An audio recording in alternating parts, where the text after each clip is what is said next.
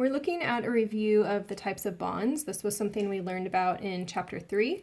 So you've seen something like this before in Chapter 3. It's always good to review as you have the final and your next class coming up.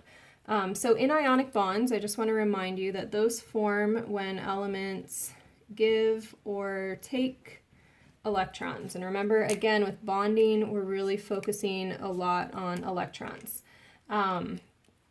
When we have an ionic bond, we're going to use those electronegativities that we saw on the last page to help us understand which element takes electrons. So the more electronegative element will always be the one that takes electrons, and that's going to be the nonmetal in our ionic bonds. Something else we see, and we'll see more of this on the next page, is ionic compounds always form this crystal lattice type of structure. So they form these lattice solids. You never find just a sodium with a chloride. You'll always find them in this lattice structure. And so this would be the particle way to look at it, table salt would be the macro way, and this would be a symbolic way to look at sodium chloride. Notice we have that opposite charges attracting piece here, so we have positive cations being attracted to negative anions. With our covalent bonds, instead of giving or taking electrons, we're going to remember that these want to share electrons. So that's how they get to their full outer shell. We will also see that the more electronegative elements, if there is one, pull on the electrons, but they still share. So it's an uneven sharing that we'll learn about. And these, instead of looking at these lattice solids, we're going to describe these as individual molecules. And they still can form solids, we'll see that in a minute, but we think of them more as individual molecules and less as this large crystal structure. Couple similarities between the two. Both of these are shifting or giving or taking their electrons to get a stable or full valence shell. That's what drives bonding, and that was from Chapter 3, and we saw that in Chapter 7 as well. And then we always have 2 atoms needed to form a bond. So that's why we see this give and take or this sharing. There's always got to be 2 components present. Remember, electrons show up in both of these. So these little dots here are negative electrons, and so we'll be seeing those as we draw some structures in a bit here. So here we're continuing to contrast our ionic compounds and then our molecules, our molecular solids. So over here, looking at sodium chloride, this is just 3 different ways of seeing the same thing. This is called a space-filling model. This is my lattice, kind of with more space, and this is what you would see under a light microscope.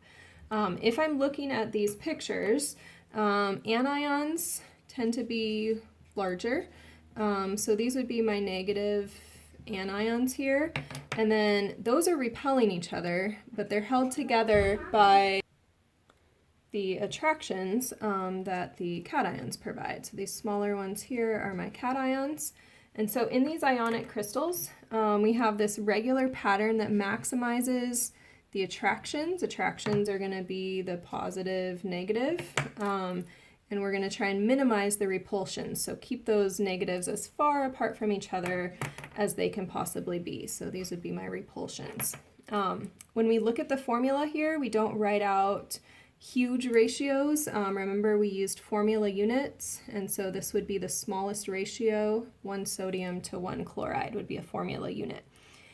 When we melt these ionic compounds, if you think about it, have you ever melted table salt at home? I know you're bored at home this semester, but don't try it.